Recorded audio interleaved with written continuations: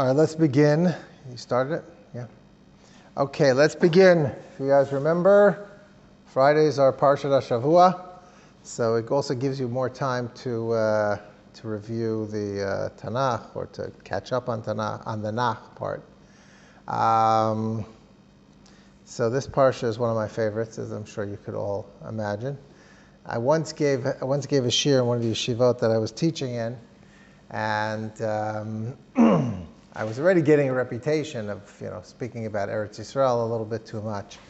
So I said, you know what? I decided I don't want to talk about anything about connected to Eretz Yisrael this week.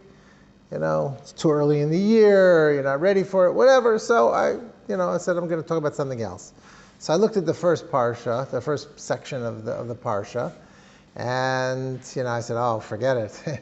I can't talk about this Parsha because it talks about God telling Avraham to go to Eretz Yisrael. So, all right. And then he said, I went to the next one. Oh, there's a famine in the land, and Avraham goes down to Mitzrayim. Oh, I can't talk about that either because the Ramban says that was a sin that Avraham did because he shouldn't have left Eretz Yisrael. Right? That's why he was punished. That's why we got sent down to Egypt. And I went through every single one of the sections of Parsha Lecha, and I showed that there was not a single part of this Parsha that was not related to Eretz Yisrael. And they all got the point. The point was that, Eretz Yisrael is a very central theme in our Torah, especially in Sefer Bereshit, especially in this Parsha. So let's just quickly go over the Parsha. Obviously, the Parsha starts with Hashem commanding Avram to go to Eretz Yisrael, Lech Lecha. And I think it's the Rav Meir Chila of Ostrovtza, one of the great Hasidic masters, who says, I'm sorry about this, my glasses are very dirty, points out something that's so obvious, that this is the first commandment ever given to a Jew. The first thing that God ever said to a Jew, Avram was the first Jew, was leave the land of your birth and go to Eretz Yisrael. And the reason is because God understood, of course, because God understands and knows everything, that the only way that Avram could reach his full potential would be to go to Eretz Yisrael. So he said, first you just got to leave this atmosphere of tumah, of defilement and this negative atmosphere, and you have to go to Eretz Yisrael. That is where you are going to reach your full potential. So he takes his wife, Sarai, and Lot, and he was 75 years old at the time. Okay? It's true, he lived till 175, but still, he was not young. And he picked up and he went and made Aliyah. And that's where Hashem promises him promises him the land. Said, this land that you are in now will be for your descendants forever. And he builds an altar, a mizbeach, and he calls out in the name of Hashem, which usually means that he publicized God to the world. He's the one who started monotheism. Shortly after Avram arrives in Eretz Yisrael, there's a famine in the land. And as I said before, the Ramban said this was a test to Avram to see whether, of course we know that it is one of the 10 tests that the rabbis talk about in Pirkei Avot, that there was a famine. Right after Hashem says, go to the land, I'll do all these great things for you, but then there's a famine and he can't continue living there because he doesn't have anything to eat. And he goes down to Mitzrayim, and on the way he tells Sarai, at this time she's still Sarai, he says, please say that you're my sister so that they won't kill me. And they do that, and Paro takes her, and Hashem smites Paro. Doesn't say exactly what he does, but he's minageh, which means he afflicts him and his whole household. And then Paro understands that it's because he took this woman who is not really Avram's sister, but his wife. And he therefore says to Avram, why didn't you tell me that she was your wife instead of saying that she was your sister? And he sends her back, gives her back to Avraham. And then we have the continuation, where basically I would call it the story of Avraham and Lot. Because they get back to Eretz Yisrael after the famine, the years of famine. If I'm not mistaken, I think Chazal say it was 5 years that he was in Egypt during this famine.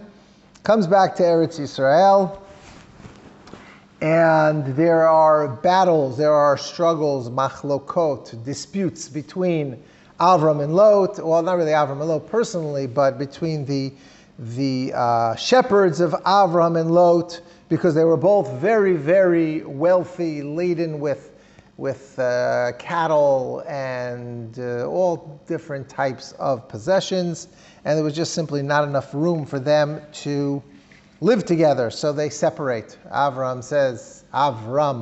at this time, right, says to Lot, you go, you choose which way you want to go, and I'll go the other way. And Lot decides to go to Sodom, or that area, and Avram stays, of course, in Eretz Canaan. Again, Hashem promises Avram that he will get the land of Canaan, and that his seed, his descendants, will be like Afar Haaretz, like the sand, like the dust, meaning they will be so multitudinous, whatever the word is, so great, so numerous, that you won't be able to count them. Which is true. I mean, even though we are always actually the smallest of nations, but we're also the longest lasting nation. So if you count, all throughout history, we are definitely large in number in terms of that. Okay, then we have the story in Perek Yudalid of the 4 kings versus the 5 kings.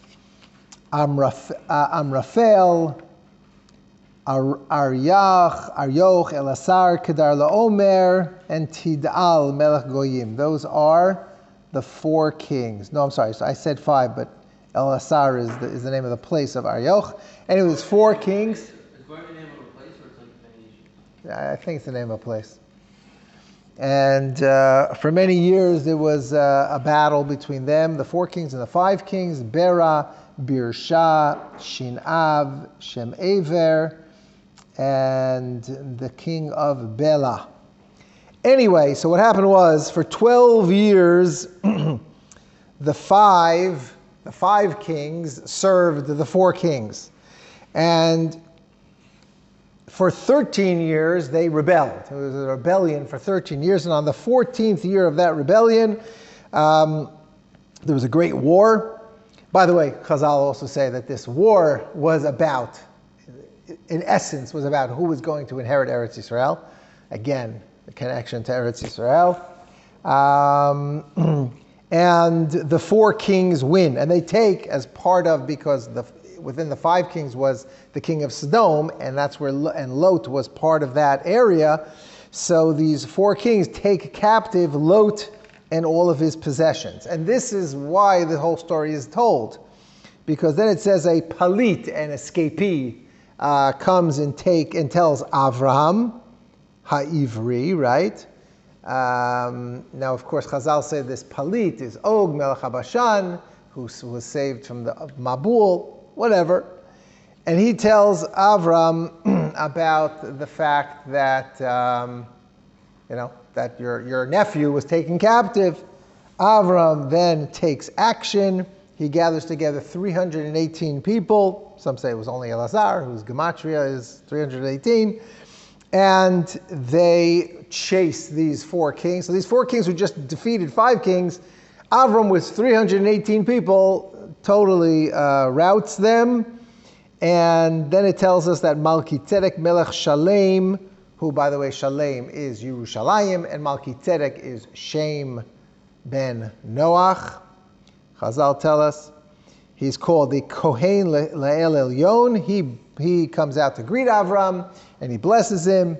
The king of Sodom comes and says to Avram, thank you so much. Just give me my people, our wives and our daughters and whoever else was taken captive, and you could keep all the wealth. They understood, that they lost the war, and Avram saved it all for them, so they can't expect to get the the possessions also, but of course Avraham famously says, no thank you, and he takes a shvuah. He takes an oath and he says, I am not going to take anything because velo tomar ani hesharti et Avram. I don't want you to say that you made Avram rich. Avram wanted it to be known that only HaKadosh Baruch Hu, only God makes one rich. And he, however, says the only thing I will take is whatever portion my soldiers, my helpers deserve, but I personally am not going to take anything. Okay, then we move over to the very important chapter 15, which has in it the Brit Bein HaBetarim, right? The covenant between Hashem and Avram, between the cut parts, right? So what happens is, Hashem says to Avram, don't worry, I'm going to protect you. Chazal understand, what do you mean don't worry? Where do we see that Avram was worried? It must be that Avram was worried about something. What? The fact that he survived and he won this war, so he was worried that maybe he got all of his reward in this world, he's not going to get anything in the next world. Hashem says, don't worry, Scharcha harbei ma'od. You have a lot of reward, don't worry about it. Then Avram said, yeah, but what kind of reward? I am childless, and the only one who can inherit me after I die is Eliezer, ben Meshek Beiti, hu damesek Eliezer, this servant of mine, Eliezer. Hashem says, don't worry, you're going to have a child. He will inherit you. And again, he now compares his descendants, his future descendants, like the stars in the heaven. Don't worry, you're going to have many, many descendants. Avram says the famous statement, how am I going to know that I'm going to get this land? Clearly also Hashem promised him the land of Israel. How am I going to know? So Hashem tells him, take various different animals, and Avram cuts them in half, which was normal at that time. To make a covenant, you'd put the half an animal here, half an animal there, and walk between it. And then Avram falls into a deep slumber. And Hashem tells him in that slumber, which obviously is a prophecy, he tells him about Galut Mitzrayim, right? Yadoa Teda ki ger yezaracha be'eretz la'olehem arba me'ot shana. Your children are going to be enslaved, but don't worry. At the end, they're going to come out b'rechush gadol, with great wealth. And then a pillar of fire goes through these cut parts, the cut parts of the animals, and that symbolizes Hashem making this covenant with Avram, and he makes this covenant again. We see it so many times that when Hashem makes a covenant with the Avot, it's always about giving him the land, and in there he demarcates all the borders of the land, which someone already pointed out to me the other night, that the borders are way beyond the borders that we've ever gotten. It's all the way out to the Euphrates River, which is all the way in Iraq. And the rabbis tell us that this is the future borders of Eretz Yisrael. We, so far in history, have only gotten the lands of the 7 nations, which is in Eretz Canaan proper. And eventually we will also inherit the lands further on, all the way Syria, all the way till part of Iraq. Yes? Are those going to get Kedusha Haaretz when we get them? Will they get Kedusha Haaretz? I assume so, but probably not on the same level. But yeah, the Gemara talks about how you can add parts onto Jerusalem, how you can add parts onto the land of Israel. I mean, it's a whole process. It has to be a Navi, it has to be Sanhedrin, and the whole thing. But yeah, it'll Be'ezrat Hashem be done that way. Okay. That is Perek Tet Vav. Then we move on to Perek Tet Zayin. It's a story with Hagar and Yishmael. Basically, again, Sarai comes to the conclusion she's never going to have children. So at least let me give to my husband my maidservant, and she will have a child, and it'll be like my child. So she gives Hagar, she convinces Avram. Avram's not happy about this, but she convinces Avram, take her. And he does so, and already immediately she becomes pregnant. Now, when that happens, Hagar belittles Sarai. She says, well, I thought you were such a big tzaddikus. Well, look at this. You've married to him for who knows how many years. Many, many, many years. And you never you never got pregnant once. I got pregnant right away, and the first time. So Sarai is very upset, and she starts afflicting her maidservant Hagar, and she runs away, and that's where she meets the angels at the Be'er, at the water well, and the angels say, "Don't worry, your descendants will also be great," and that's where it says a very famous statement about her children. V'hu yeh pera adam. He will be a wild man. I once heard a nice idea. I don't know how politically correct it is, and I hope that that's okay that I'm saying this for the record. But it's a very true statement. In Hebrew, when you want to give an adjective to a noun, right? The adjective comes second. In English, you say the big ball, right? In Hebrew, you say the ball big, right? HaKadur HaGadol, right? The adjective comes afterwards because the ikar is the thing itself, the noun, and then you describe it. Okay. But here, it doesn't say Adam Pera. It doesn't say about Yishmael that he's going to be an Adam Pera, a wild, unruly man. It says he's going to be a Pera Adam, which means his essence is Pera. Secondarily, he's also Adam. And unfortunately, we see that throughout history, that is very much the case about the descendants of Yishmael. That and it's not true about everybody, but it is definitely true. The way they act is very, very parua, very wild, very unruly, and that's hinted to in the Torah. So anyway, Sarai again ejects Hagar from the house, and she meets these angels, and then it talks about the birth of Yishmael. It seems, by the way, that the child that she was pregnant with was lost, that she had a miscarriage, and then when she came back, she got pregnant again and had Yishmael. In Perek Yud Zayin, in the beginning, we have Hashem commanding Avraham about the Brit Milah. He says, I want to make a covenant with you. And that's where Hashem changes Avram's name to Avraham, right? And he says, you're not going to just be Av Aram, you're now going to be Av Hamon Goyim, you're going to be a father of many, many nations. And he makes this covenant. Again, what's the covenant about? Giving the land of Israel. And that's where it says the famous statement, I'm going to give you the land of Canaan, liyot lachem lelukim, to be for you a God, which Chazal understand to mean that only in Eretz Yisrael is God truly our God. Okay, that needs a whole shiur in of itself to explain what that means. But it certainly means that one's godliness in Eretz Yisrael is much greater than, or connection, his connection and closeness to God in Eretz Yisrael is much greater than outside the land of Israel. And Avram's part of the deal is that he has to circumcise all of his male children and descendants. And here's where the Torah tells us that one who does not get a Brit Milah deserves karet. You know that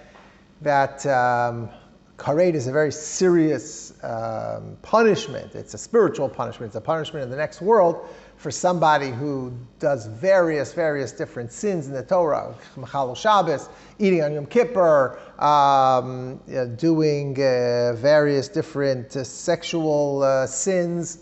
They all entail karet, and they're all lo ta'aseis. But there are two mitzvot aseh, positive commandments that have karet. Only two of all the mitzvot aseh, and one of them is Brit Milah, and that's in this week's Parsha. That it's such an important thing that one who doesn't do it will be cut off from the Jewish people. The other one, anyone know what the other one is? Korban Pesach. Very good. Korban Pesach. Someone doesn't do a Korban Pesach, also He gets karet. At this point, Hashem also changes Sarai's name to Sarah, and which means that basically, in the stars it said that Avram and Sarai are not going to have a child, but Avraham and Sarah will have a child. And Hashem blesses Sarah that she's going to have a child, she'll have a son. Avram falls on his face and laughs, and that's the basis of the name of the child, Yitzchak. And Hashem even tells Avram at this point that you're going to have a child and you should call him Yitzchak, and he is going to be the one that's going to carry on the covenant. Meaning, even though you're going to have Yishmael, because at this point Avram said, yeah, you know what, halavai, I should even just have Yishmael. You know, he was so happy to hear that Yishmael was already born, but he's saying that halavai the Yishmael, Yichyel lefanecha, that he should continue and, everything should go well. And Hashem says, I heard you, I listened to that prayer also, and Yishmael will be a great nation. 12 princes will come from him and all that, but the covenant will still be with your child Yitzchak. He's going to be the one who's going to carry on the baton, so to say. He's going to be the continuation of Am Yisrael. And then the Parsha ends off with Avraham actually giving Brit Milah to all the different people in his family, all the males of his family, himself at the ripe old age of 99. He gives himself a Brit Milah.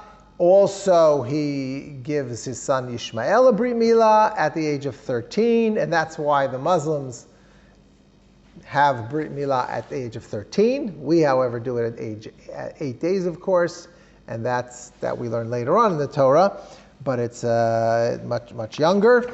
And that's the Parsha in a nutshell. Just one idea I want to share before we go. When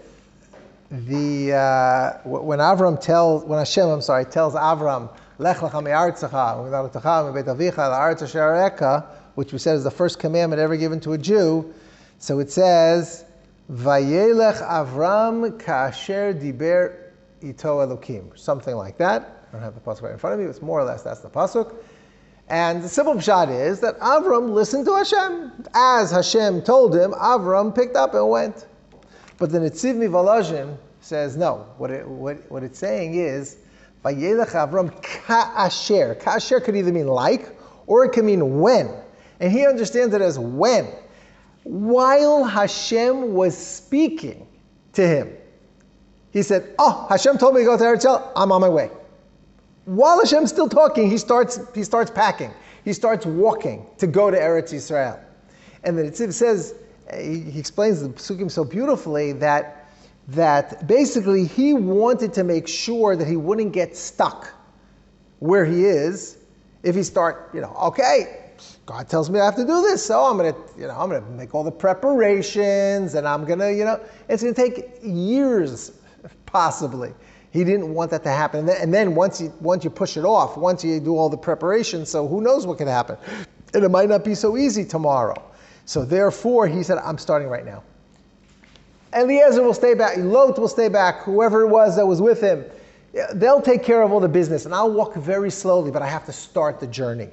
And I think we can learn something very, very important from that, and that is this mitzvah of Yishuv Eretz Yisrael is very challenging. There's a lot of distraction. There's the Satan, right? The Yetzer Hara really works overtime to prevent people from coming to Eretz Yisrael, because he knows, Yetzer Hara, Satan knows, that this is the ultimate connection to Hashem. When a Jew comes to the land of Israel, which is Hashem's palace, he understands that this is where he's really going to grow, or can potentially grow to be the best possible Jew he can. And that's what the Satan and Yetzer Hara don't want. So therefore they say, oh yeah, good, fine, you can go. Just, make sure that you plan properly, make sure that you put everything in place. And he knows that once you start pushing it off, it takes much longer, and then eventually it's just going to fall by the wayside. And therefore Avram understood this, and he said, no, the second Hashem told me to do it, I'm doing it. Which means for us that the first possible opportunity to come back to Eretz Yisrael we have to take. We can't start saying, okay, I have to make X amount of money first, and then I'll come on Aliyah. It's got to be your number one priority to get here as soon as possible and to lock yourself into it, to make sure that this is going to happen and you're not going to be distracted by anything else. Let's hope that we all can fulfill this mitzvah very, very soon. Shkoyach.